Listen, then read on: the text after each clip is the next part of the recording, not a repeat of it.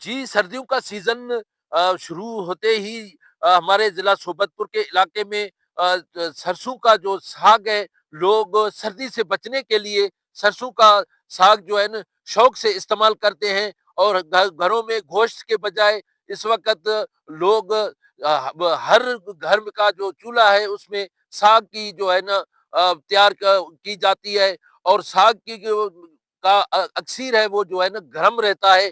आइए यहाँ के मकामी लोगों से पूछते हैं कि वो सरसों के साग के हवाले से क्या कहते हैं। अभी हम ये साग काट रहे हैं खाने के लिए, घर ले जा रहे हैं, क्योंकि साग गोश्त से भी ज़्यादा लज़्ज़त होता है इसमें, इसका ज़ायका। इसीलिए हम ये काट रहे हैं, घर ले जा रहे हैं, क्योंकि घर में फैमिली भी शौक से खाते हैं। इनका ज़ायका बहुत ज़्यादा होता है, बहुत ज़्यादा लज़ीज़ होता है।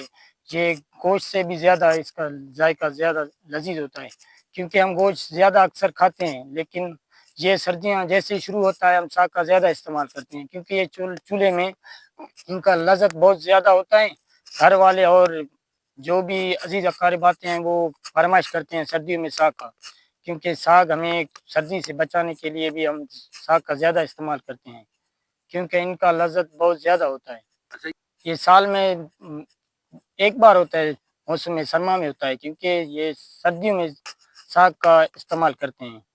अभी सर्दी का मौसम है, माशाल्लाह हमारे साग भी गांव का, ये जो कि देसी साग है, माशाल्लाह हम शौक से खाते हैं इसको। सर्दी के हवाले से माशाल्लाह बहुत ही अच्छा है, लजीज खाना, इसमें जायका भी अच्छा है माशाल्लाह, गोश्त से भी अच्छा है माशाल्लाह, बेहतर है। अभी हम इसको शौक से खाते हैं माशाल्लाह। सर्दी से बचने के लिए हम यहाँ इसको शौक से खाते हैं। जी, लोगों की बातें आपने सुनी, उनका कहना था कि हम साग को बड़े शौक से इस्तेमाल करते हैं क्योंकि साग हम खाकर सर्दी से भी हम बच सकते हैं और इसके अलावा इसको हम अपने घर के हर चूल्हे की ज़ीनत उसको बनाया हुआ है और हम इस साग को जो है ना, मेहमानों को भी तोहफ़े के तौर पर पेश करते हैं। कैमरा टीम के हमरा सरदार बंगुलजई, वश न्यूज़ सोबतपुर।